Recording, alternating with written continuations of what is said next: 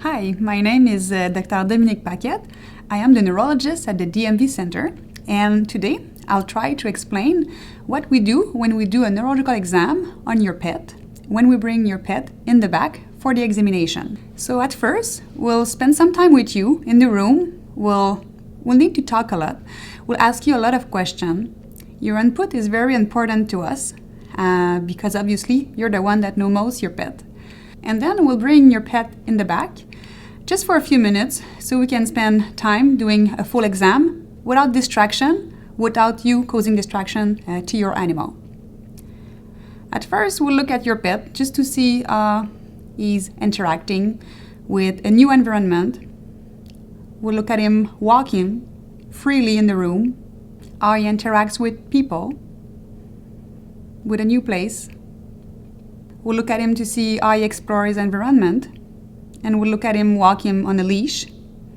We'll look for any sign of limping, weakness, trouble walking, head tilt, anything. And then we'll do the cranial nerve examination. First, we'll start to look at the vision. So we'll do the test that's called the menace response. We'll look now at the blinking reflex. We'll look at the light response. So we'll shine a light in both eyes. We'll see the pupil constrict. On the first eye, it should also respond on the other side. Then we'll try to evaluate for facial sensation.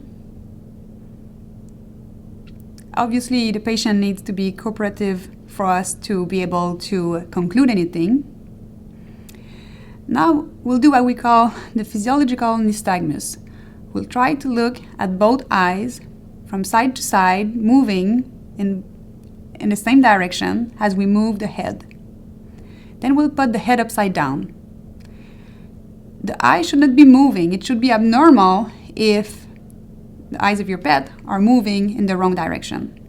So the neurological examination is nothing painful, but can be a bit stressful for your animal, obviously. Now we'll look at what we call the proprioception. We'll try to see or evaluate if your dog knows where his feet are in general. So we'll practice the knuckling. A normal animal should replace the feet. We'll do that in all four limbs. Once again, you need a patient that's going to be cooperative as much as possible.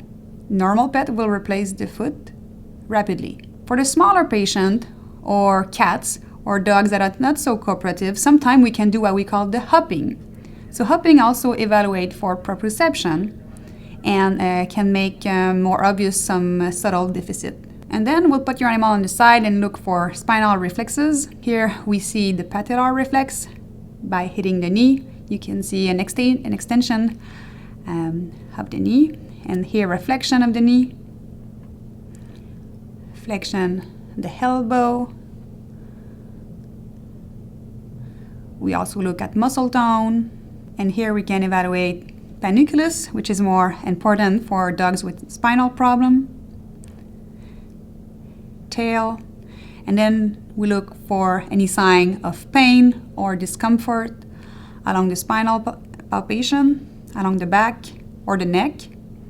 Sometimes it's obvious dogs show pain because they don't lift the head, they don't want to shake their head, they look at you with the head down, but sometimes we need to put our hands on and try to move their head around and see if we have any reluctance to move the head. So here it is. That was a neurological examination. As you see, it's something that can be time-consuming. It might take us up to a half hour to do an examination. Nothing painful for your animal.